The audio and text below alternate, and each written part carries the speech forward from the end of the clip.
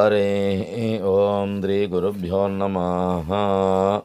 కార్తీక మాసం పాటించవలసిన విధి విధానాల్లో రేపు 26వ తారీఖు సమస్త పదార్థములు అనగా ఉడికించిన ఆహార పదార్థములు భుజించకూడదు.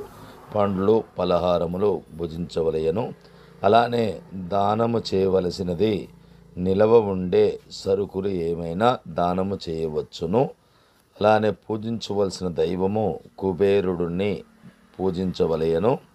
అలానే జపించవలసిన మంత్రము ఓం కుబేరాయ నమః అని నామం చేయవలయను. ఈ విధముగా దానము చేయవలసినవి చేయడం వలన, తినకూడని ఆహార పదార్థములు తినకపోవడం వలన, పూజించవలసిన దైవాన్ని పూజించడం వలన, జపించవలసిన మంత్రాన్ని జపించడం వలన మనకు కలుగు ఫలితము ధనలబ్ధి. అలానే లాటరీ ప్రయత్నాలు ఏమైనా చేస్తే వాటిలో విజయము, అలానే సిరి సంపదల అభివృద్ధి అనేది కలుగుతుంది. కాబట్టి ఈ కార్తీక మాస మహమాన్వితమైన విశేషమైన ఫలము అందరికీ కలగాలని పార్వతీ పరమేశ్వర స్వామి, లక్ష్మీనారాయణ స్వామి అనుగ్రహంతో అందరూ సుఖంగా సంతోషంగా ఉండాలని మనసారా కోరుకుంటూ మీ గురువు గారు ఆశీర్వదించడం అనేది జరుగుతుంది.